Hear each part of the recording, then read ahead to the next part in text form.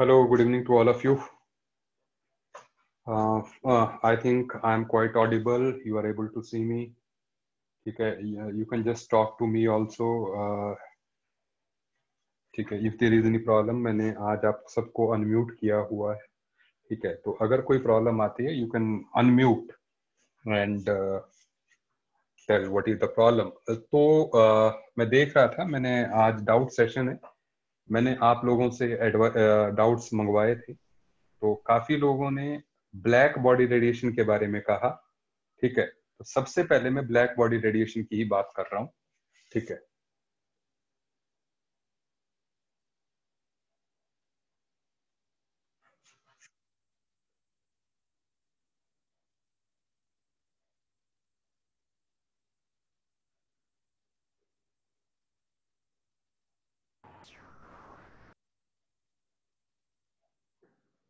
अगर किसी को प्रॉब्लम हो, चैट ना करे, सीधे मेरे को बोल दे. ठीक है, अनम्यूट करके. ठीक है, सो ब्लैक बॉडी रेडिएशन पहले आप समझिए what this black body radiation is. you know about what was said by James Clerk Maxwell, that electromagnetic wave theory. ये जो ब्लैक बॉडी रेडिएशन का कॉन्सेप्ट है, ये उसी थ्योरी की लिमिटेशन है. ठीक है, तो इसमें क्या कहा गया है, आप देखिए. हम पहले एक सिंपल से सेटअप को देखते हैं. आपके घरों में जो है नॉर्मल जो आपने देखा होगा कि हीटर होता है. ठीक है, हीटर में क्या होता है, उसमें रॉड लगी होती है, कॉइल लगी होती है ना, एलिमेंट जिसको हम बोलते हैं, फिलामेंट जो है वो एलिमेंट लगा होता है. ठीक है, वो जो व्हाइट सी प्लेट के ऊपर ऐसे ऐसे होता है. ठीक है ना, वो हीटिंग वाला जो होता है, बिजली वाला हीटर जो है वो. तो आप उस हीटर को गर्म होते हुए आराम से देखना. कभी अगर आप आराम से देखोगे तो यू विल सी कि जब हीटर का स्विच ऑन करते हैं तो कुछ देर के लिए उसमें कुछ नहीं होता है, लेकिन थोड़ी देर बाद हीटर रेड होने लगता है. सुनते जाइए. पहले पहले डार्क ग्रे कलर का होता है वो एलिमेंट जो है, फिर हीट करो तो जो है रेड होने लगता है. रेड होने के बाद वो काफी ब्राइट रेड हो जाता है, फिर उसके बाद वो ऑरेंज में चेंज हो जाता है. आप समझते रहिए मेरी बात. जो हीटर है, ठीक है, वो जो है जब आप उसको गर्म होते हुए देखोगे तो जो है वो पहले रेड होगा, फिर ऑरेंज होगा. ठीक है, और फिर जो है येलो हो जाता है. जब काफी गर्म होगा तो येलो हो जाता है. ठीक है, अब मैं आपको एक पिक दिखाता हूं before I talk about this one. ठीक है ना, जस्ट एक मिनट दीजिएगा मुझे, because we have sufficient time. ठीक है ना, आप मुझे एक मिनट दीजिएगा ताकि जो है मैं आपको पिक दिखा पाऊं. Just I need hardly 2 minutes.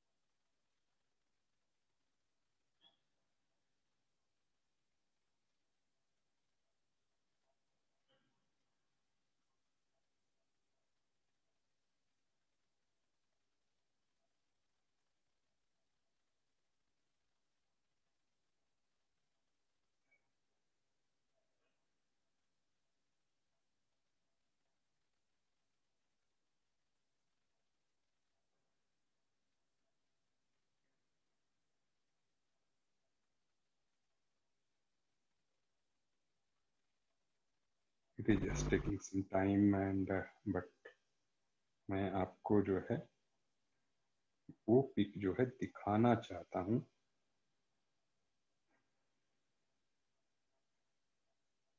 अभी 1 मिनट जो है, I will just try to share the screen with you.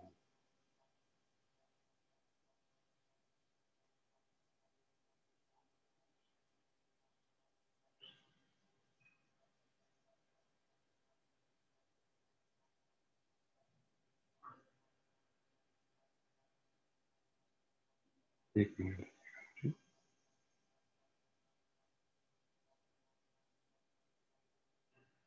Are you able to see my screen? Hello? Yes, sir, we are able to. Yes, sir. Yes, sir. Yes, sir. अच्छा, अभी अभी अभी आप just इसको देखिए, जो है there are many other images, लेकिन जो है आप इस ब्लॉक को देखिए। ये जो ब्लॉक अभी जो आपके सामने आ रहा है, आप इसके कलर्स को देख पा रहे हैं? Yes, sir. Yes, sir. आप Yes, आप sir. इसको Yes, sir. Yes, sir. आप देखिए, Yes, sir. ये जो जो आपकी तरफ है, पहले डार्क है, फिर रेड है, फिर ऑरेंज है, फिर येलो है, फिर व्हाइट है। सही बात है?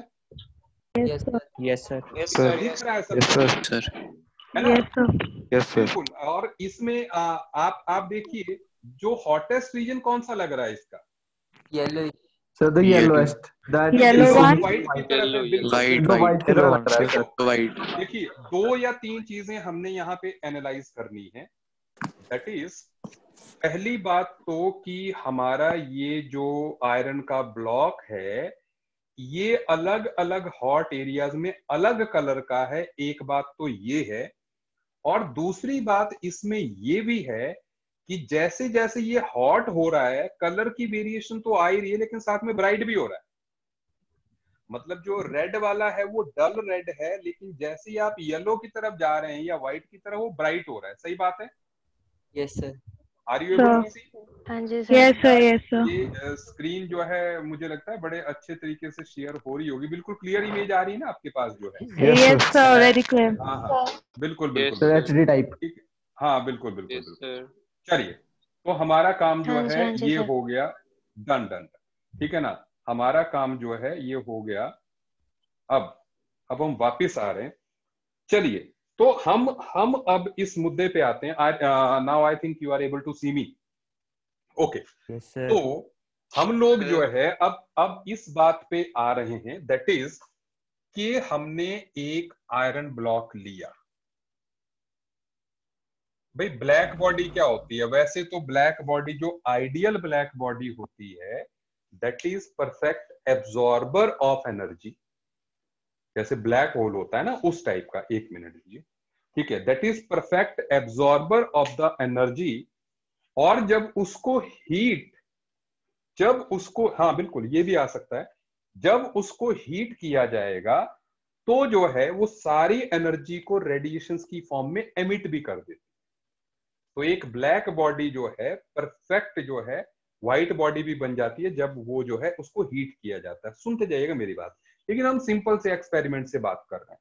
हम कह रहे हैं कि आयरन ब्लॉक है, ये भी black body up to some extent, because there is no ideal black body और there is no ideal white body. तो इसलिए आयरन ब्लॉक का आप समझिए, जब हम लोहे के इस पीस को, ब्लॉक को हीट करते हैं तो होता क्या है? पहले ये लोहे का टुकड़ा जो है, ब्लॉक जो है, ये रेड कलर एमिट करेगा। सुनते जाइए।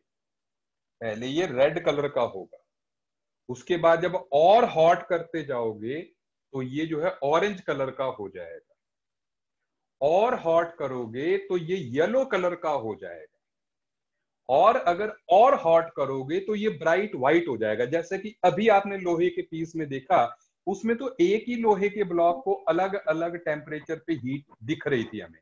हम कह रहे हैं कि अगर हम लोहे के ब्लॉक को एकदम इकट्ठा हीट करते हैं तो पहले रेड कलर का होगा, फिर जो है ऑरेंज का होगा, फिर येलो का होगा, और फाइनली जो है ब्राइट व्हाइट होगा। सही कह रहा हूं जी?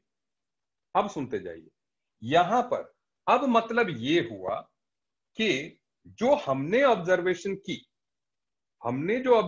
की उस हिसाब से जो अलग अलग टेम्परेचर पर हीट करने पर जो है कुछ इस तरह की सिचुएशन आ रही थी। दैट इज, सुनते जाइएगा, कि पहले रेड कलर की लाइट एमिट की लोहे ने जब कम टेम्परेचर पर था, फिर जो है ऑरेंज की लाइट एमिट की, और फिर जो है येलो की, और फिर जो है ब्राइट व्हाइट की। ठीक है, अब ऐसे में, अब भाई अगर ऐसी की तो प्रॉब्लम क्या है ना? अगर ऐसी मान लीजिए लाइट जो है एमिट की तो प्रॉब्लम क्या है? बट देयर इज प्रॉब्लम, सुनते जाइए क्योंकि छोटा सा टॉपिक है ये, ऐसे ही मिस हो गया था बीच लेक्चर में। तो इसमें प्रॉब्लम ये है कि हमारे जेम्स क्लार्क मैक्सवेल ने तो ये कहा था, सुनते जाइए, कि radiations are emitted continuously from a source. एक सोर्स से जो रेडिएशंस हैं वो लगातार एमिट होती है। लेकिन ये एक्सपेरिमेंट प्रूव कर रहा है कि radiations are not emitted continuously.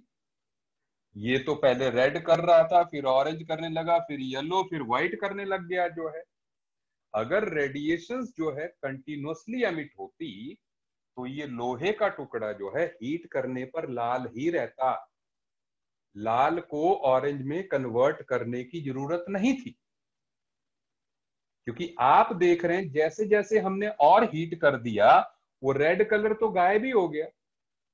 तो अगर रेड की जगह व्हाइट आ गया या येलो आ गया, that means red was discontinued and then orange started, and then yellow, orange was discontinued and yellow started.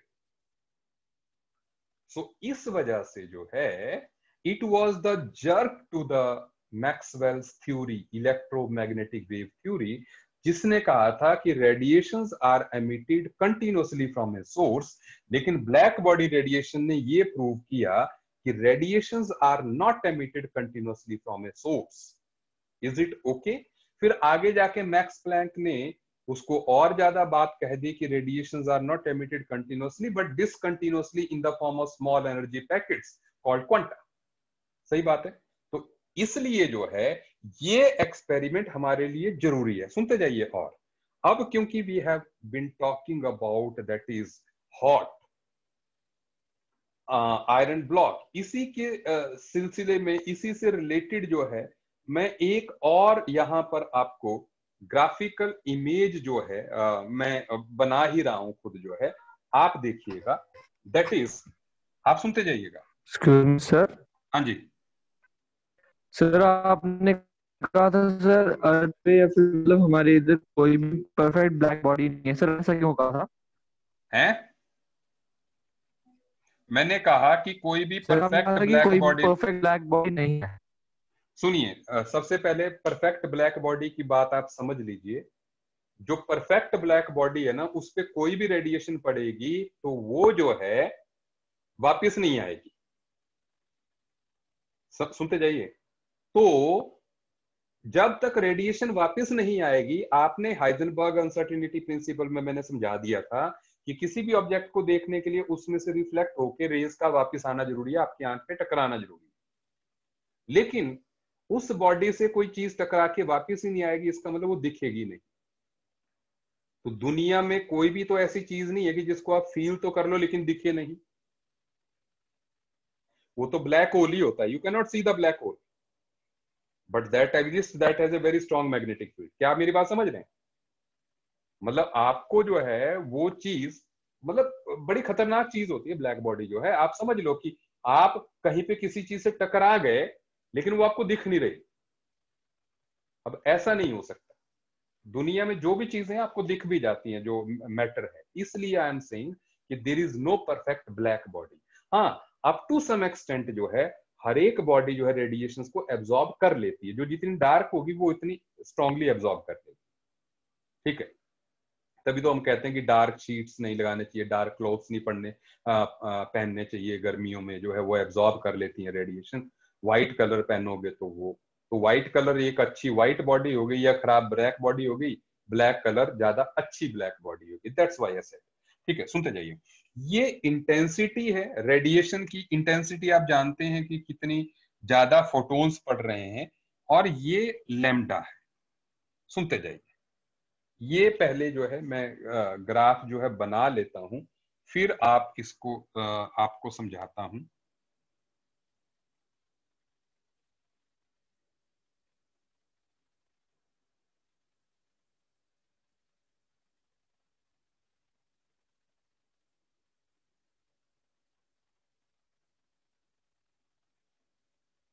ठीक है,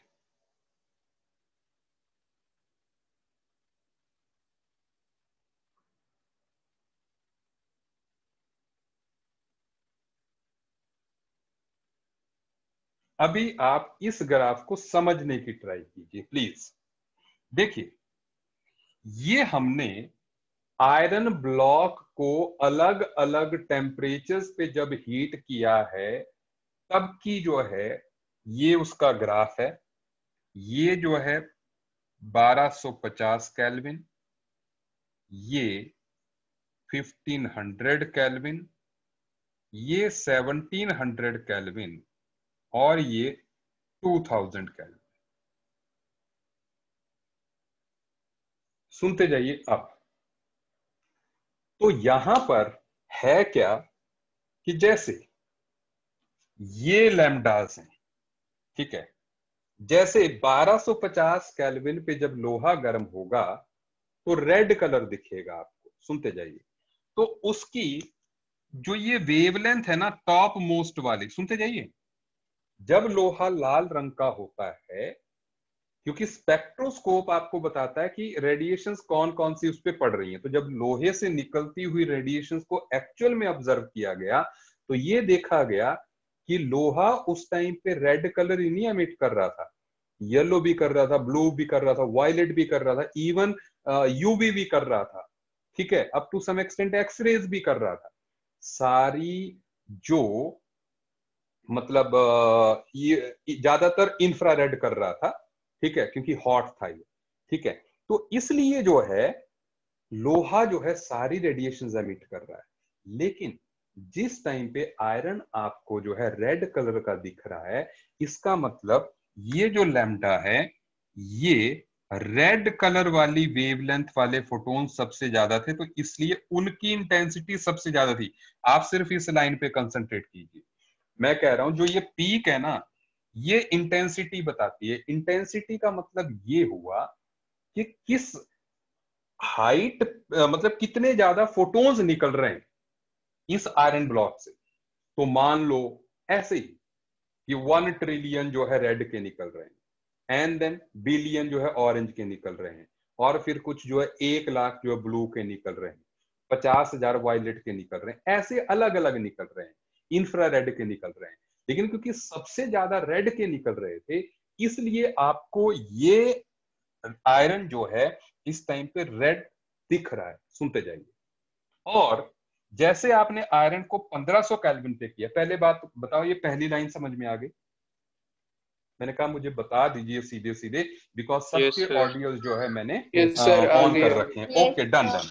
अब जब 1500 केल्विन पे हमने हीट किया, आप देखो ग्राफ की पीक भी बढ़ी और साथ में राइट लेफ्ट साइड को शिफ्ट भी हो गई। तो ये लैम्डा जो है ऑरेंज से बिलोंग करता है। तो इस टाइम पर जो है हमें जो ऑब्जेक्ट है, क्योंकि मैक्सिमम जो फोटोन्स हैं वो जो है दिख रहे हैं हमें ऑरेंज के, ठीक है। बाकी ऑरेंज से कम वाली वेवलेंथ भी है और ज्यादा वाली वेवलेंथ भी है, ठीक है। तो इसलिए जो है, लेकिन क्योंकि मैक्सिमम इंटेंसिटीज ऑफ ऑरेंज, तो आपको ऑरेंज दिख रहा है। ऐसे जो है 1700 केल्विन पर जो है ये येलो दिखने लग गया, ठीक है। अब आप लॉजिक समझ गए। और ब्राइट व्हाइट दिखने लग जाएगा जब जो है ये यूवी रीजन वाले जो है एमिट करने लगेगा। तो इसलिए जो है लैम्डा ऑफ व्हाइट लाइट जो है ये दिखाने लग जाएगा, ठीक है। दिस इज द ग्राफ जो आपकी बुक्स में जो है बना हुआ है, ठीक है। क्या आप मेरी बात समझ गए? ठीक है। अच्छा, इस ग्राफ की एक बात तो आपको समझ में आ गई, और मैंने आपसे एक बात और भी कही थी।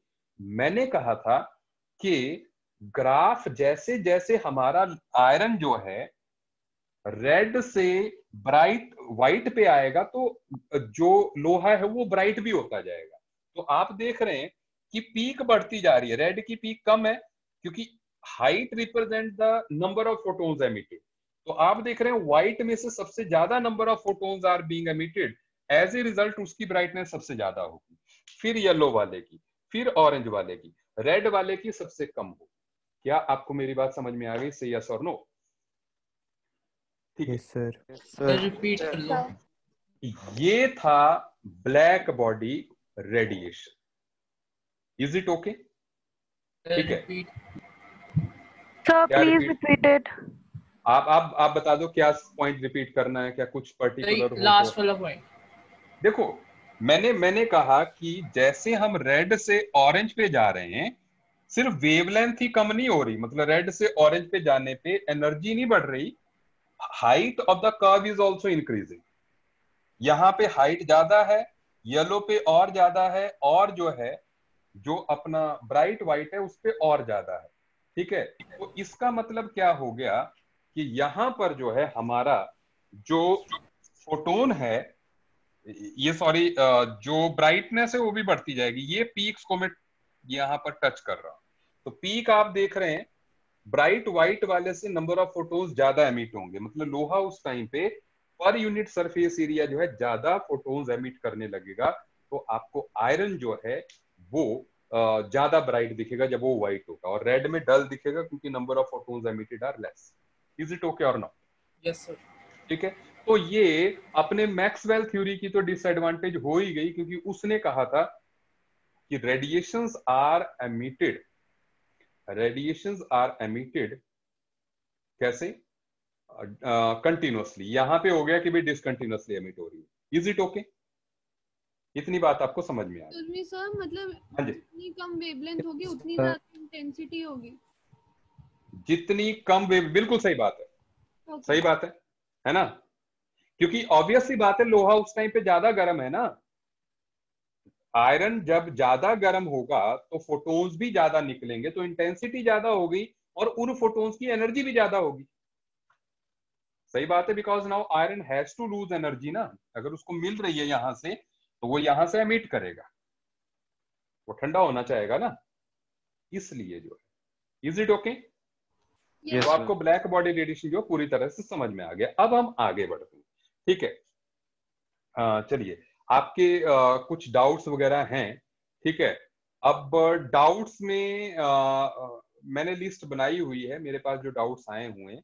लेकिन इससे पहले कि मैं डाउट्स के बारे में डिस्कस करूं, मैं आपको थोड़ा जो है पेपर के बारे में भी इंफॉर्मेशन दे दूं। ठीक है, जो पेपर जो है कल होने वाला है, ठीक है, 24 ऑफ मई को जो होने वाला है, संडे को। ठीक है, तो संडे का जो पेपर है, सुन लीजिएगा मेरी बात जो है, क्योंकि कई लोगों को डेट का भी कंफ्यूजन था, बट आपको याद होगा जिस टाइम पे मैंने नोटिस डाला था उसी दिन जो है हमने डिसाइड कर लिया था इवनिंग की क्लास में कि पेपर जो है 24 को होगा, and rectified date was given to you.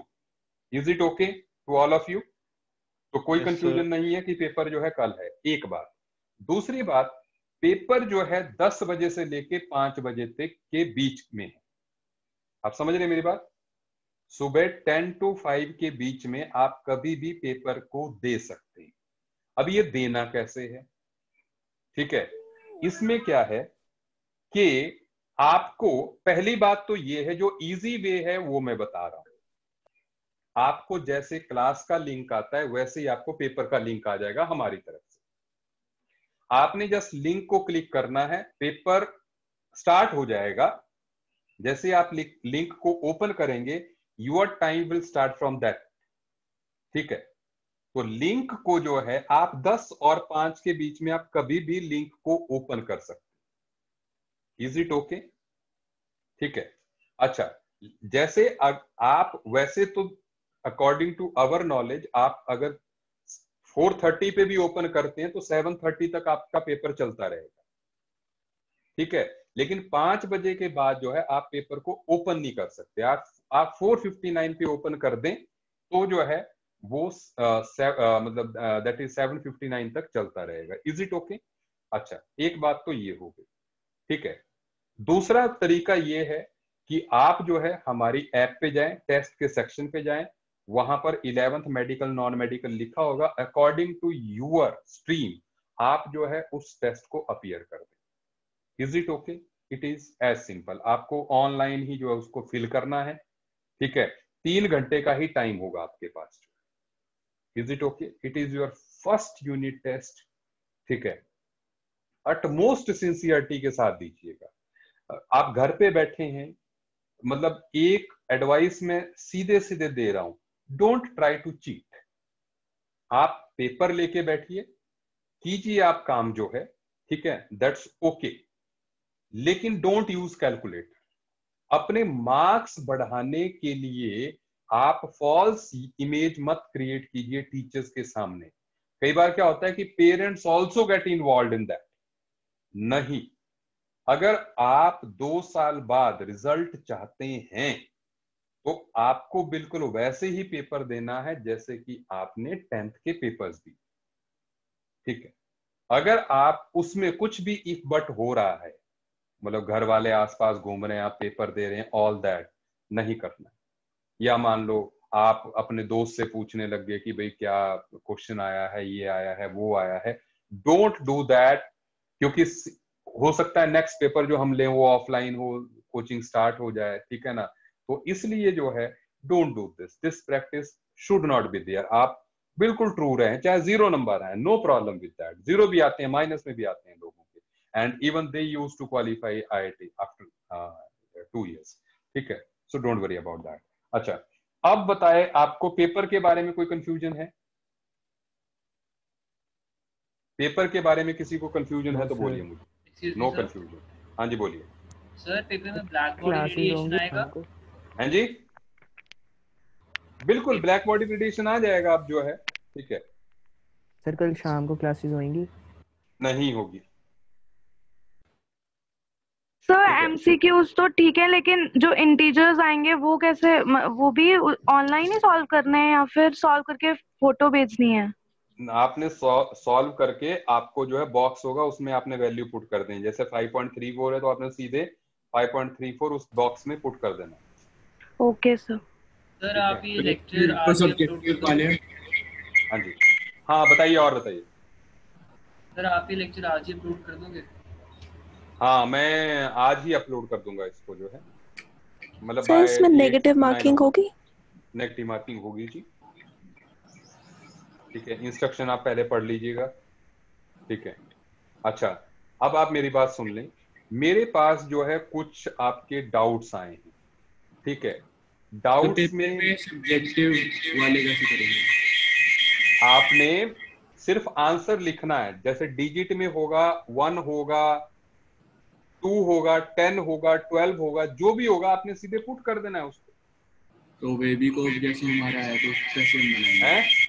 Baby को अगर पूछा तो हम वो कैसे बनाएंगे? यार हो सकता है आपको डिजिट्स वाले ही क्वेश्चंस आएंगे तो नहीं आएगा ना बेबी का बनाना जो है। वो आपको जो है ऑब्जेक्टिव में आ जाएगा जो है, जो भी उससे, ठीक है। हाँ मतलब it is the latest JEE pattern जो हम फॉलो कर रहे हैं। प्रैक्टिकल भी आएंगे हैं?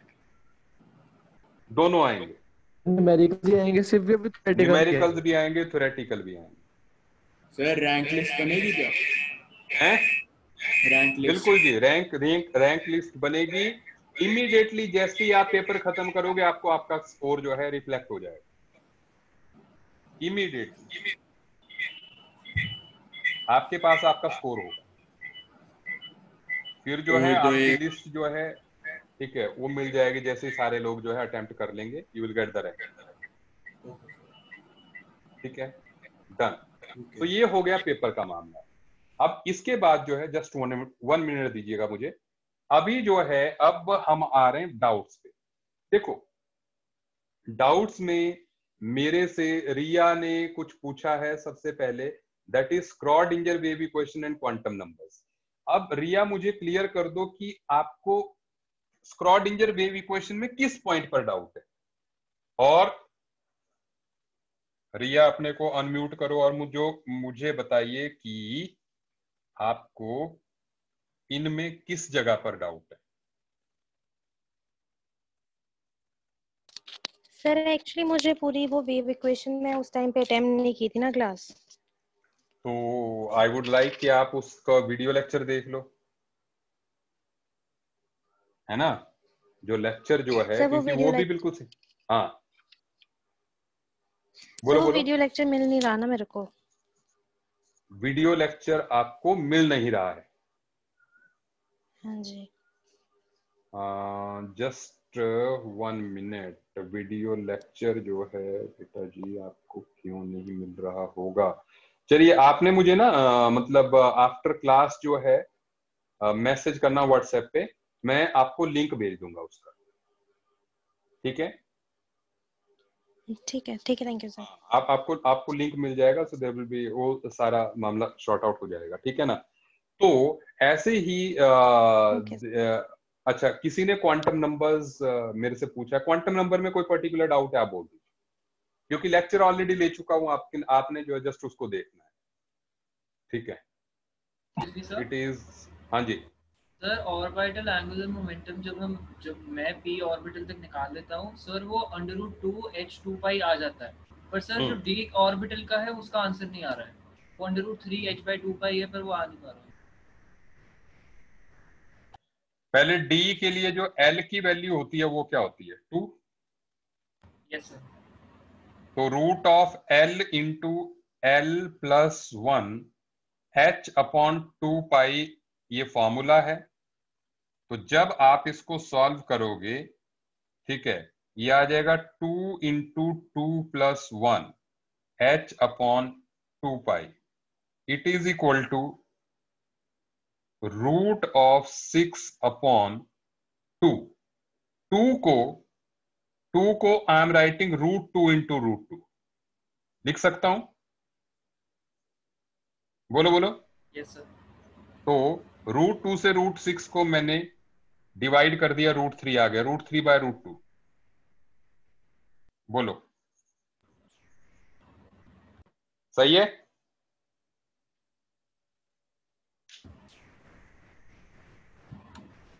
बोलो बोलो। यस सर, ठीक है सर। चलिए आगे बढ़ते हैं। डी ब्रॉगली क्वेश्चन, आरिन ने मेरे से पूछा डी ब्रॉगली क्वेश्चन, बेटा जी बोलो क्या करना है? देखो डी ब्रॉगली क्वेश्चन में तो यार सीधे आपने lambda is equal to h/mv याद रखना है, उससे आगे पीछे की कहानी याद ही नहीं रखनी है। लैम्डा आपका मीटर्स में होगा, h जो है वो वही 6.626 10⁻⁻34 इसकी वैल्यू है। मास आपको केजी में लेना है एंड वेलोसिटी जो है मीटर्स पर सेकंड में लेनी है, और तो इसमें कोई कंफ्यूजन ही नहीं है। अरिन फिर भी बोल। इसमें ये है कि आपने लिखवाया ना for dual nature of matter, ये समझाओ मतलब क्या है इसका है? बोलो बोलो फिर से। ड्यूअल नेचर ऑफ मैटर आपने लिखवाया है तो देखो ना यार, हमने एक किया मैटर और दूसरा किया वेव, है ना, दो अलग चीजें है ना। तो हमने कभी भी ये नहीं सोचा था कि जो मैटर है वो वेव की तरह बिहेव कर सकती है। तो अगर जो है जो माइक्रोस्कोपिक पार्टिकल्स हैं वो अगर जो है वेव की तरह बिहेव करने लग जाए, वेव की तरह तो रेडिएशंस करती है ना बिहेव, जो है X rays, gamma rays, UV rays ये करती हैं। अगर हमारे क्रिकेट बॉल या इलेक्ट्रॉन ही जो है वेव की तरह बिहेव करने लग जाए, तो दैट मींस उस टाइम पे जो है उस मैटर के पास, उस पार्टिकल के पास वेव नेचर आ गई। तो डुअल नेचर हो गई ना, मास की वजह से मैटर है और लैम्डा की वजह से वेव है, तो डुअल नेचर हो गई ना कि नहीं? एम भी है इस फार्मूले में और लैम्डा भी है, तो एम और लैम्डा जब दोनों इकट्ठे हो गए तो डुअल नेचर बन गई। बनी कि नहीं सर? और बड़ी बार मैंने ऐसे देखा है कि आंसर्स अप्रॉक्स में निकाले जा रहे हैं, तो मतलब एग्जैक्ट नहीं निकाल, जैसे क्वेश्चन मैंने ग्रुप में डाला था, वो एक क्वेश्चन मैंने डाला आपसे डाउट पूछा, तो उसमें 13.5 इलेक्ट्रॉन वोल्ट है ना, तो हमने ऐसे 1.5 को 13.5 को 1.5 से डिवाइड कर दिया और 9 आ गया Z। हाँ मतलब देखो पता क्या होता है, तो वो मतलब अगर कहीं पे जैसे आपका आंसर 8.9 आ रहा है ना, तो आप उसको 9 ले सकते हो, क्योंकि वो इसलिए भी हुआ होगा क्योंकि हमें n की वैल्यू निकालनी है और n की वैल्यू जो है फ्रैक्शनल हो नहीं सकती। तो अगर तुम्हारा कभी n की वैल्यू 2.9 आ रही है तो यू मेक इट 3। अच्छा, बात तो समझ फिर रहे हो? जैसे हमें पता है ionisation energy 13.6 into Z square electron volt पर एटम है ना? तो 13.6 को हमने 13.5 क्यों लिया उधर? मतलब उसको नहीं जब पता, डिवाइड करते सुनो हैं। सुनो सुनो सुनो, पता क्या होता है, जब देखो 13.6 इज थ्योरेटिकल वैल्यू, लेकिन वो एग्जाम वाला आपको थोड़ा कंफ्यूजन में डालना चाहता है कि भैया कई बार जब एक्सपेरिमेंट किया जाता है, एक्सपेरिमेंटली जो है वैल्यूज थोड़ी बहुत वेरी करती, मेरी बात समझ रहे हो?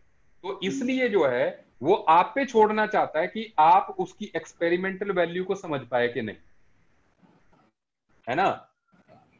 ये है बात। मतलब हमें ज्यादातर अप्रॉक्स लेना चाहिए ताकि हमारा आंसर ठीक है। हाँ, बिल्कुल, approximation is the key for this competitive exam. अभी तो बहुत अप्रोक्सीमेशन करनी पड़ेंगी, और क्योंकि पता क्या होता है, आपको ये भी समझना है कि वो अप्रोक्सीमेशन किसकी कर रहा है।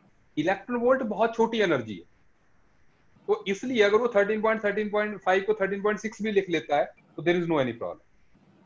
ठीक है। ठीक है, आप राउंडिंग ऑफ कर सकते हैं, लेकिन ये ध्यान रखना है कि छोटी वैल्यू के साथ करें, बड़े जैसे मोल्स में नहीं राउंडिंग ऑफ करें आप। मतलब अगर मोल्स मान लो 5.4 है, या मतलब मोल 6.8 है, उनको आप 7 ले लो, नहीं लो, क्योंकि मोल बड़ी वैल्यू आ जाती है, क्योंकि उसकी पावर 10⁻23 हो गई। ठीक है, मतलब ऐसे छोटी और बड़ी का ध्यान रखना है। और बताओ, किसी ने मेरे को, हाँ एक्सक्यूज मी सर, बोलो बोलो। आपने एंगुलर मोमेंट एच की पुलिस को मुझे तुम्हारी आवाज क्लियर नहीं आ रही, कुछ बोल रहे हो एंगुलर मोमेंटम को एच, हाँ सर बोलो बोलो। आपने सर एंगुलर मोमेंटम में आपने एच की वैल्यू यहां पर, सर ये हाँ हाँ बोलो सर बोलो। हाँ सर वो आपने 6 Q sir H plus constant होता है ना? हाँ, वो रखा है ना मैंने साइड में यार।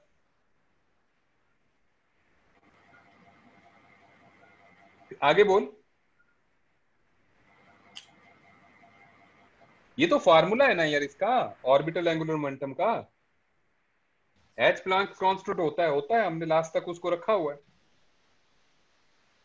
सर वो सर एक डिस्कनेक्ट हो गया क्वेश्चन सर सर डिस्कनेक्ट हो गया तो दोबारा बता देना। हाँ बोलो बोलो, मैंने कहा कि डी के लिए एल की वैल्यू 2 होती है, तो हमारे ऑर्बिटल एंगुलर मोमेंटम का फॉर्मूला ये है। अब 2 × 2 + 1 जब हमने किया तो ये √6 आ गया, और 2 को मैंने जो है √2 × √2 लिखा। सुन लीजिए, 2 को मैं √2 में तो लिख सकता हूँ ना, √2 × √2 = 2।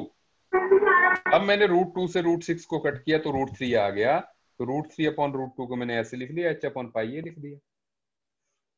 सर उसको एच फॉर्म में रहेंगे अब बेटा फिर से आवाज क्लियर नहीं है, सर, बोलो इसे बोलो। हम एच अपन पाई की वैल्यू नहीं रहने देंगे या फिर इसको कन्वर्ट नहीं, ऐसे ही रखेंगे, मुझे लगता है ज्यादातर न्यूमेरिकल्स में तुम्हें h/π की फॉर्म में ही आंसर देना होता है।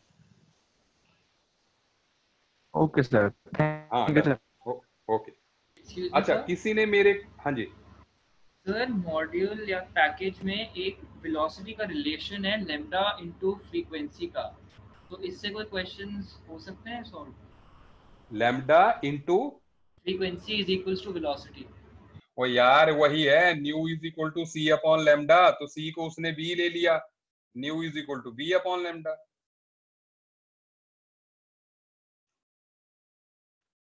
ν = c/λ तो आपने लिखा ही नहीं, c is velocity. Yes sir. बस। अच्छा, सर हाँ, सर कल मोल कंसेप्ट से आएगा? नहीं, मोल कॉन्सेप्ट से नहीं आएगा। Excuse me sir. हाँ बोलो जी, एक्सक्यूज सर, वो बोलो बोलो। जब आपने इलेक्ट्रॉनिक कॉन्फ़िगरेशन कराई थी, तो वो हाँ 1s 2s 2p वाला जो था, तो उसमें ऑर्डर मैटर करता है? नहीं देखो, ऑर्डर ऑर्डर मैटर मतलब तुम लिख कैसे रहे हो, या बोल मतलब कौन रहा है जैसे मुझे बताओगी? टू, नाम मैं क्या है रिया, तुम्हारा? रिया रिया शर्मा। बोल रही, अच्छा। ऑर्डर मतलब किस तरह जी से? सर, ऑर्डर मतलब ऑर्डर से 2p का 3 है, 3p फिर 4s आया। हाँ, वो ऑर्डर वैसे ही लिखना है जैसे कि आबो प्रिंसिपल में लिखा गया है।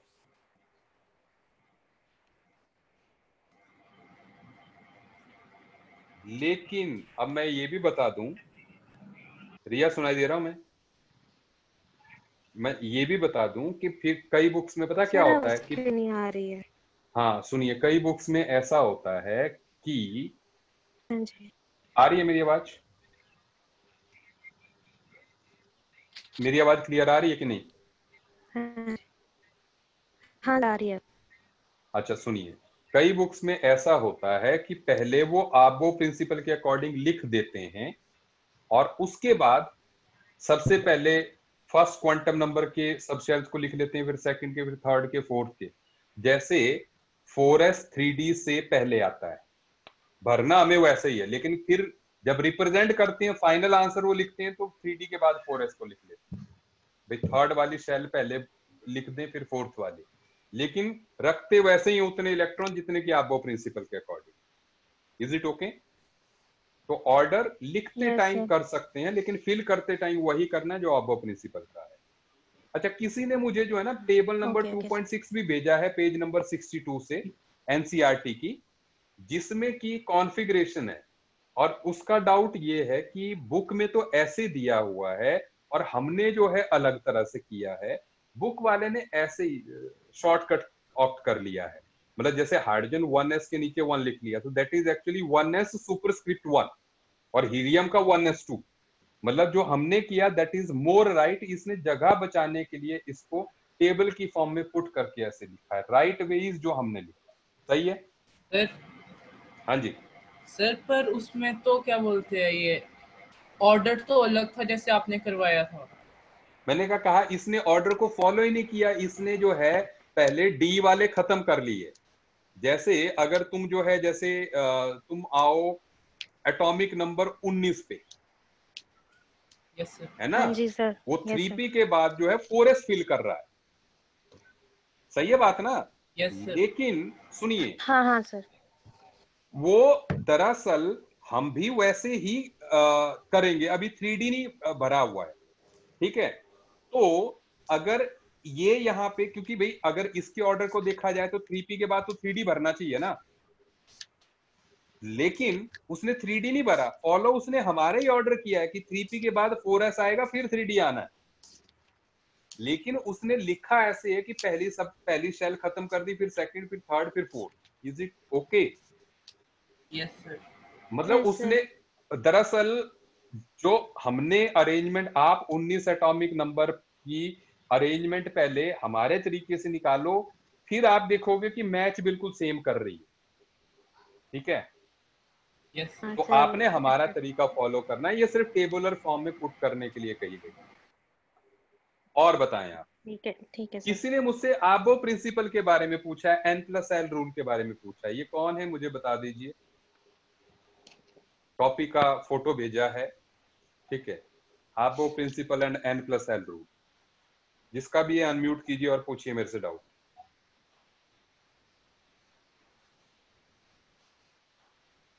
सर कौन सा वाला? n+l रूल और आबो प्रिंसिपल की जिसने फोटो भेजी है। मैंने तो कुछ और ही भेजा था। सर मैंने पूछा था सर, सेम ही डाउट था। अच्छा चलो आगे बढ़ रहे हैं। अच्छा, अब इसके बाद एक्सचेंज एनर्जी रिपीट कर देना। रिपीट के लिए वीडियो लेक्चर मौजूद है, ठीक है? सर पढ़िए, खूब डिटेल में मैंने समझाया। अगर कुछ पर्टिकुलर डाउट है तो बोलिए। सर मेरा डाउट है कि जैसे है ना, कभी क्वेश्चन आता है find number of lines not visible, not in visible range, है ना, ऐसा क्वेश्चन है। तो उसमें आपने जो आंसर भेजा था ना इसका, उसमें इलेक्ट्रॉन वोल्ट से ऐसे लेस देन ग्रेटर देन ऐसे करके वहां पे लिखा हुआ था आपका आंसर। तो मुझे नहीं समझ नहीं आया, मतलब हम एक minute. Find the number of lines not in visible range ना, ऐसा सवाल ना? सुनिए, मैं एक एग्जांपल ही ले लेता हूं ना, कि जैसे हमारा क्वेश्चन ये हो गया कि जब इलेक्ट्रॉन फोर्थ से फर्स्ट में आता है तो ये बताओ कितनी लाइंस विजिबल रेंज में नहीं है।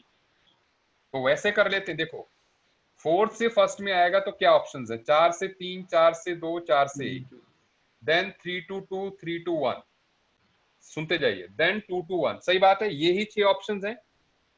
यस क्लियर है? हाँ अब पहली बात ये है कि विजिबल रेंज में कौन कौन है, जो कि फाइनली 2 ये पे आ दो रहे ही आ हैं। रहे हैं। तो हाँ बस बाद नॉट में इन विजिबल रेंज 4 हो गए, दैट्स आंसर। तो हमें ऐसे ही करना है ना, वो इलेक्ट्रॉन वोल्ट बिल्कुल, तो नहीं निकालना। कोई इलेक्ट्रॉन वोल्ट नहीं निकालना। सर आप एक और बार बताइए, इसको डायग्रामेटिकली एक्सप्लेन कर दोगे? डायग्रामेटिकली एक्सप्लेन कर देता हूं जी। देखिए, अब जो है यहां पर जो ऑप्शंस हैं, जंप के ऑप्शंस मैं बता रहा हूं। पहले जंप के ऑप्शंस आपके पास कितने होंगे? 1 2 3 4। ये पहले 4 से सीधे 1 में, देन 4 से 3, 3 से सीधा 1 में, सुनते जाइए। देन 4 से 2, 2 से सीधा 1 में, सुनते जाइए। 4 से 3, 3 से 2, 2 से 1। सही बात है, यही ऑप्शन है, और तो नहीं है कोई ऑप्शन जंप का। और भी कोई लग रहा है? नहीं है ना? तो इस टाइम पर विजिबल रेंज में कौन कौन से हैं? ये विजिबल रेंज में है और ये विजिबल रेंज में। इसके अलावा जो भी है they are not in visible range. लेकिन बात ये है, ये और ये फोटोन सेम है। तो एक हो गया ये जो कि नॉट इन विजिबल रेंज, दूसरा हो गया ये, तीसरा हो गया ये, चौथा हो गया ये। यही आंसर है। देखो 4 to 1, ये देखो मैं मैच कराता जा रहा हूं। 4 to 1 ये हो गया, एंड देन 4 to 3 ये हो गया। 4 to 3 मैच कराता जा रहा हूं, आप सुनते जाओ। एंड देन एक हो गया 3 to 1, ये आ गया, और एक हो गया ये 2 to 1, ये दोनों का 2 to 1। सही बात है जी? यस दोनों तरीके से मैंने मैच करा दिया। और बताइए सर, आयोनाइजेशन पोटेंशियल के क्वेश्चन में डाउट है। बोलो बोलो सर, क्वेश्चन है the species which has the fifth ionisation potential equal to 340 volt is. तो 340 is equal to 13.6 into Z square. Z की वैल्यू निकालो, आपका आंसर आ गया।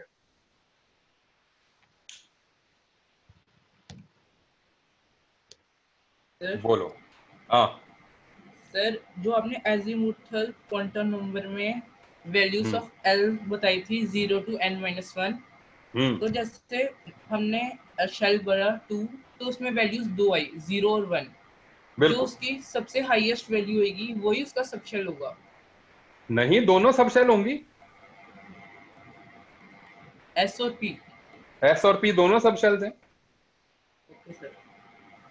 और बताओ सर, ये जो क्वेश्चन फाइनल एक्साइटेड स्टेट कैसे निकालेंगे? किसी भी आए हैं फाइनल एक्साइटेड स्टेट, मतलब फाइनल एक्साइटेड स्टेट मतलब जैसे एक क्वेश्चन है ना, if second line of Balmer series of this sample, मतलब बेरिलियम का sample is used to excite the helium ion already in ground. हाँ बिल्कुल बिल्कुल बिल्कुल, सुन लीजिए। वो सवाल मेरे पास डाउट के तौर पे भी आया, मैं कॉन्सेप्ट बता देता हूँ। देखो सुनिए, मान लो वो बेरिलियम का जो सैंपल है, उससे मान लो जो एनर्जी, देखो यहां पर मैं अभी थॉट बता रहा हूं। जैसे ये बेरिलियम का सैंपल है,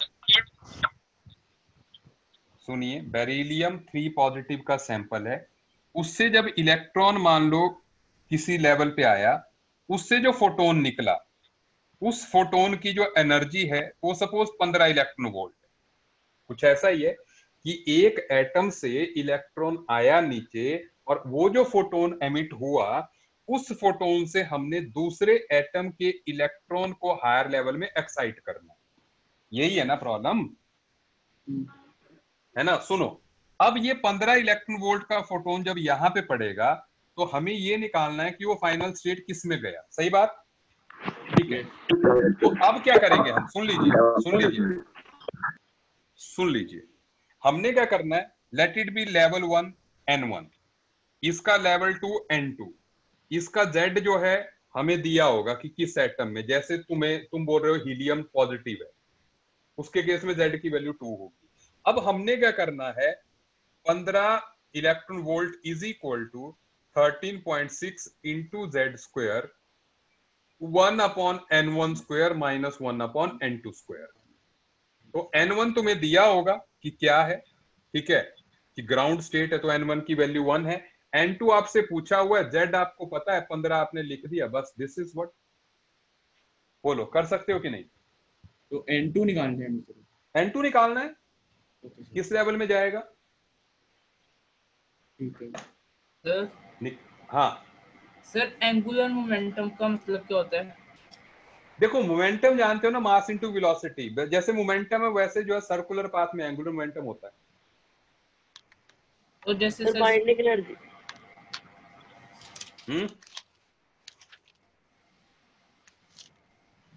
बोलो बोलो।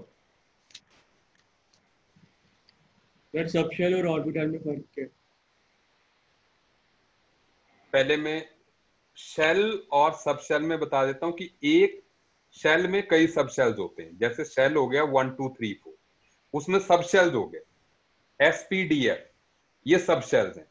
फिर हर एक सब शेल के अपने ऑर्बिटल्स हैं, जैसे P में PX PY PZ, then D के 5, F के 7 जो कि आपको करवा चुके हैं, S में एक ही होता है ना। तो शेल सब शेल मतलब एक शेल में कई सब शेल्स होती हैं, एक सब शेल में कई ऑर्बिटल्स होते हैं। सर स्पिन और मल्टी। देखो यार स्पिन मल्टीप्लिसिटी तो सीधे सीधे तुम फार्मूला याद रखो ना, जो 2s+1 मैंने कहा है। मतलब यहां पर मैंने मैंने तुम्हें निकलवा के बताई थी स्पिन मल्टीप्लिसिटी, ठीक है। अगर जो है तुम अपने नोट्स पे ध्यान दो बेटा, तो मैं 1 मिनट लेक्चर यहाँ पर दिखा रहा हूं, क्योंकि आई हैव दैट कि कैलकुलेट स्पिन मल्टीप्लिसिटी। तो हमने 2s+1 से जो है आंसर निकाला था, ठीक है। और इसमें कहा गया था कि s की वैल्यू हर अनपेयर्ड इलेक्ट्रॉन के लिए आपने हाफ पुट करनी है, यही था ना मामला, ठीक है। तो जैसे हमने जो है, बोलो बोलो इसमें डाउट। सर एग्जांपल के साथ समझा दो। बेटा जी एग्जाम्पल मैं ले चुका हूं, लेकिन फिर भी मैं आपको बता दूं।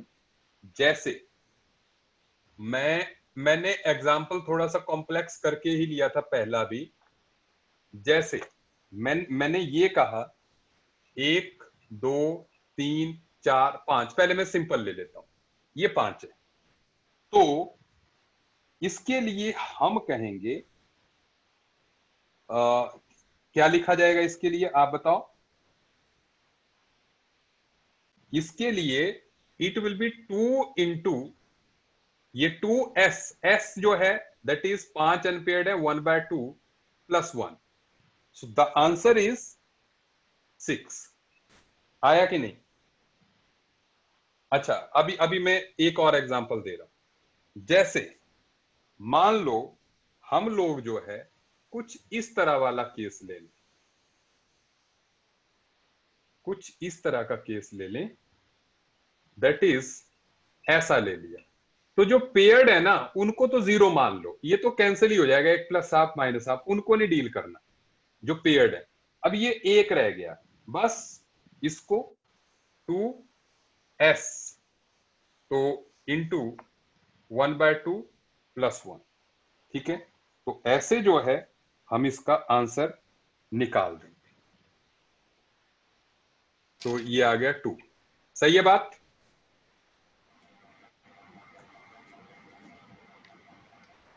और बोलो जी। सर प्रोबेबिलिटी डेंसिटी समझा दो। देखो प्रोबेबिलिटी डेंसिटी जो है दैट इज, जैसे मान लो ये न्यूक्लियस है, जहां पे इलेक्ट्रॉन के मिलने की पॉसिबिलिटी ज्यादा होगी वहां पे प्रोबेबिलिटी डेंसिटी ज्यादा है। जैसे मान लो यहां पर है, या जैसे मैं ऑर्बिटल की बात करूं, डंबल शेप ऐसे होता है, तो इस रीजन में प्रोबेबिलिटी डेंसिटी ज्यादा होगी ये डंबल शेप में ऑर्बिटल में।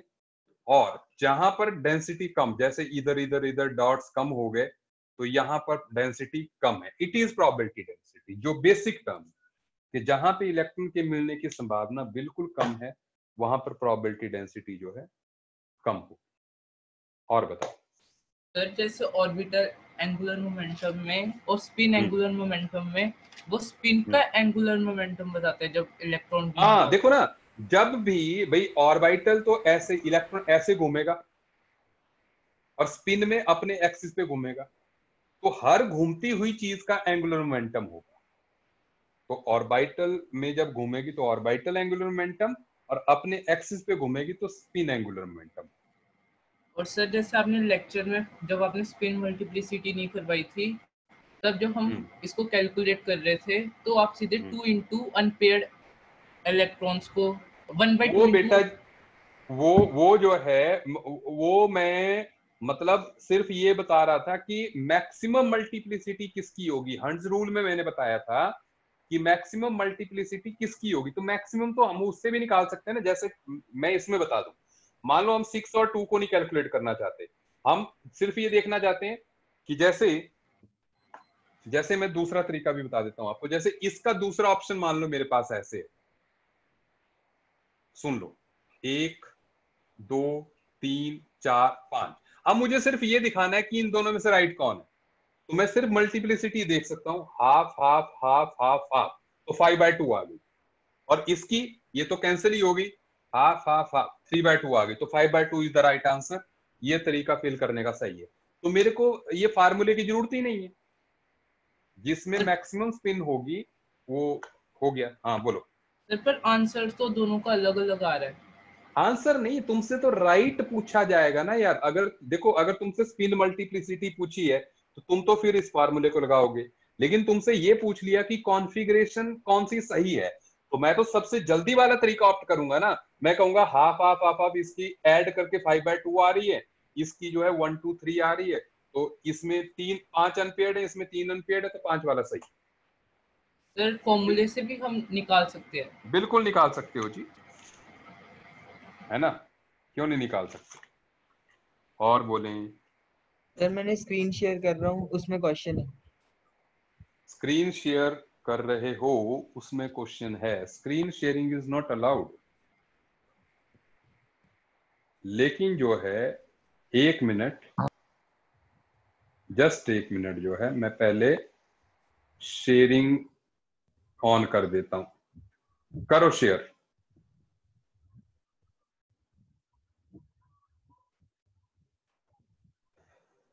जो तुमने क्वेश्चन पूछा है वो डिस्टेंस ऑफ क्लोजेस्ट अप्रोच वाला है, ठीक है।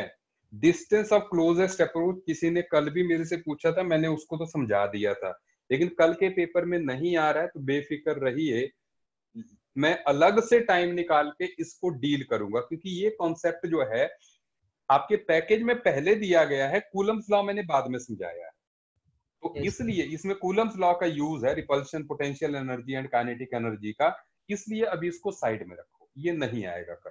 आगे बढ़िए।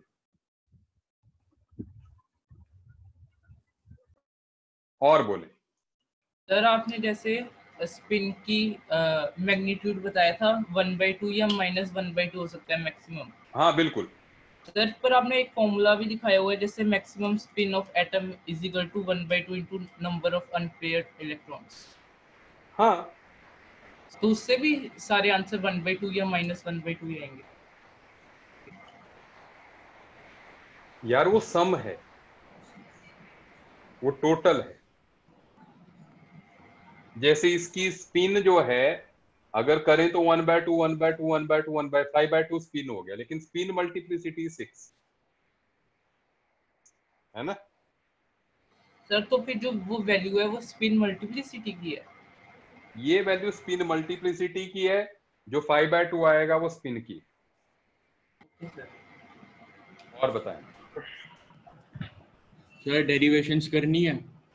कौन से वाले? ये जो भी आपने कराए हैं। नहीं देखो, डेरिवेशंस रटनी तो नहीं है, लेकिन बीच में से अगर पूछ लिया कि भाई पोटेंशियल एनर्जी का फार्मूला क्या होगा, काइनेटिक का क्या होगा, वैसे तो व्हाट इज द रिलेशन, ऐसे क्वेश्चंस तो वो आ सकते हैं, वो रटनी नहीं है। रटनी नहीं है? रटनी नहीं है। हाँ, तो बोर्ड्स में आएंगे क्या डेरिवेशन? मतलब बोर्ड्स में जो है वैसे पूछते तो नहीं है। नहीं पूछते? ठीक है फिर। और बाकी एक्सक्यूज मी सर, तो मतलब हमें ये याद रखने हैं सारे? हाँ याद, फॉर्मूला बिल्कुल। हाँ, मल्टीप्लिसिटी अगर 6 है और ये s is equals to 5/2। तो सर जो एस अरे s 5/2 किसने बोला? s इज अच्छा s इज 5/2 सही है सही है। हाँ बोलो बोलो। तो सर जो हाफ एंड माइनस 1/2 होता है वो क्या होता है? उसकी भी तो सिंबल क्या क्या क्या हाफ एंड माइनस 1/2। ये कहाँ से आ गया फार्मूला? सॉरी हाफ या फिर माइनस हाफ, ये बोल रही हूँ। ये क्या होता है? इसका भी तो सिंबल ऐसे ही होता है। बेटा बेटा पता क्या होता है, जो हाफ एंड माइनस हाफ है ना, सुनो, जो प्लस और माइनस वैल्यू है ना, प्लस और माइनस सिर्फ जो है क्लॉक और एंटी क्लॉकवाइज वर्ड के लिए कह दी गई है, मतलब मैथमेटिकली प्लस और माइनस नहीं है। ठीक है, समझ गए? Yes sir. हाँ और बताओ sir binding energy. Binding energy definition देखे यार, सीधे सीधे बिल्कुल साफ सुथरी डेफिनेशन लिखाई है। और सॉल्व कैसे करना सर? हैं? सर कोई क्वेश्चन हो गया उसके बेस, जैसे कहा आपको बाइंडिंग एनर्जी दी है तो हम उससे क्या कैसे कर सकते हैं सॉल्व क्वेश्चन? नहीं अब तो कल ही पता चलेगा कैसे कर सकते हो। ठीक है सर ग्राफ्स करने हैं। ग्राफ्स करने हैं जी, वो आ रहे हैं रेडियल नोड हो रही है सर। हाँ हाँ हाँ एक्सक्यूज चलो मी अब सर। तैयारी करो। हाँ हाँ बोलो। सर वो जब इलेक्ट्रॉन जब ज्यादा एक्साइटेड स्टेट से नीचे जंप करता है तो जो सेम जंप होता है वो सेम ही लैम्डा कंसीडर किया जाता है? मतलब जैसे सर बिल्कुल बिल्कुल बिल्कुल। हाँ अगर फिफ्थ से सेकंड में आया चाहे कहीं कैसे भी आए, same lambda. Okay okay sir, thank you sir. Anything else? Sir sir मेरा डाउट ये है कि अगर कोई भी पार्टिकल है, चाहे माइक्रोस्कोपिक है या मैक्रोस्कोपिक है, उसका पर्टिकुलर टाइम इंटरवल पे हम वेलोसिटी या पोजीशन निकाल सकते हैं, एक चीज पर्टिकुलर टाइम इंटरवल बिल्कुल 100% एक्यूरेसी के साथ? देखो एक टाइम पे नहीं निकाल सकते, you need 2 time intervals. Okay sir. और ये नोडल प्लेन क्या होता है? Sir nodal plane. Nodal plane सुन लो, नोडल प्लेन देखो, ये जो एंगुलर नोड्स होती है ना, जितनी एंगुलर नोड्स होती हैं उतने ही नोडल प्लेन्स होते हैं। Nodal planes are equal to L. Board पे ध्यान दें, मैं एक तरीके से आपको बता रहा हूं। ये देखो, ये एक्स एक्सिस है, ये वाई एक्सिस है, ये जेड एक्सिस है, ये हमारा पीएक्स ऑर्बिटल है। सही बात है? ये इस टाइम पे हमने पीएक्स ऑर्बिटल बना दिया। सही बात है कि नहीं? अब अगर आप इसके परपेंडिकुलर प्लेन को देखें, ये जो वाई जेड प्लेन है, क्या आप इमेजिन कर पा रहे हैं वाई जेड प्लेन को? Yes sir. मतलब बोर्ड पे अगर एक्स एक्सिस पे बलून्स रखे हुए हैं, उसके परपेंडिकुलर प्लेन में मैं ऐसे अगर लगाऊं, देयर इज वन प्लेन जहां पे इलेक्ट्रॉन के मिलने की पॉसिबिलिटी 0 है। आप देख रहे हो इस प्लेन में मिलने की संभावना 0 है ना, so it is nodal plane. Okay तो ये पी में 1 होगा, ठीक है। ऐसे डी में जो है, डी में अगर हम बनाते हैं जैसे डबल डंबल है ना, तो डी में 2 हो जाएंगे, एक इस प्लेन में एक इस प्लेन में। एस में 1 भी नहीं होगा, तो इसलिए number of nodal planes are equal to number of angular nodes. आप लिख लीजिए इसको, number of nodal planes are equal to number of angular nodes. Anything else? तो ये एक्सेस ही नोडल प्लेन है। Plane plane plane plane X axis में हमारा पी एक्स है, तो वाई जेड प्लेन में, इसमें भी प्लेन ही है। मैंने जेड नहीं बनाया ना इसमें, ये सॉरी वाई एक्सिस नहीं बनाया ना इसमें, लेकिन आई एम शोइंग कि इन बैलून्स का जो परपेंडिकुलर ऐसे और ऐसे परपेंडिकुलर प्लेन में जो है 2 नोडल प्लेन्स। सर कल टेस्ट सबमिट कहाँ करना है? बेटा ऑफिस में आके कर दियो। सर वो है पुलिस वालों से जान पहचान तेरी? नहीं। अरे सबमिट करना है, ऑनलाइन पेपर है, नीचे सबमिट का ऑप्शन होगा, सबमिट करियो। सर ऐप के थ्रू कि हमने ज्वाइन करना है? आपको इनविटेशन भी आ जाएगा, आप लिंक से सीधा ऑन कीजिए, आपके मोबाइल या कंप्यूटर पे जो खुल जाएगा वो, ठीक है। जैसे क्लास का लिंक होता है वैसे ही जो है इसका लिंक है, आपका पेपर स्टार्ट हो जाएगा, आपने ऑन द स्पॉट ही उस पे ABCD पे जैसे ही आप टच करोगे A को, A विल टर्न ग्रीन और समथिंग लाइक दैट, तो आप अगले क्वेश्चन पे पढ़ते जाओगे वैसे। सर एक बार हमने मतलब टच कर दिया उसके बाद चेंज कर सकते हैं option? I think there is option के वो चेंज कर सकते हैं, बट आप ऐसा ट्राई ना करें क्योंकि अभी हमारे लिए भी फर्स्ट एक्सपीरियंस है, तो इसलिए जो है ठीक है, but there should be the option कि आप चेंज कर सकते।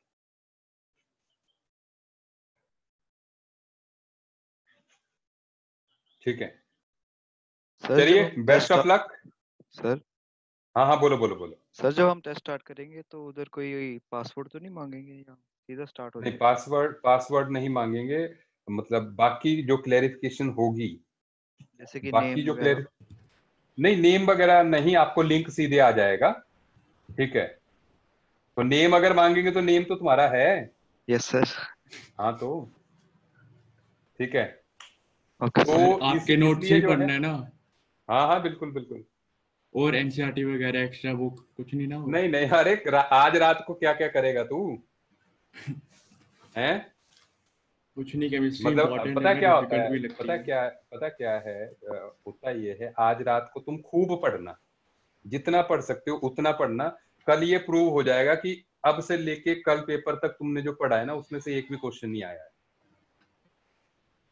आप समझ गए? जो ये पेपर्स होते हैं इनमें ऑन द स्पॉट पढ़ना होता है, कि पूरे जैसे महीने पढ़ना होता है। पेपर वाली रात पे पढ़ने वाले पेपर नहीं होते। आप कर लो ट्राई, आज सारी रात जागी हो, जो है देख लेना, एक क्वेश्चन आ गया तो बता देना। ठीक है ठीक है, चलिए मिलते हैं, best of luck to all of you for the first paper. ठीक है, घबराना नहीं है, बस बढ़िया से पेपर दो कूल होके। ठीक है, okay done, thank you, bye bye. Bye. Okay bye. लग गए भाई।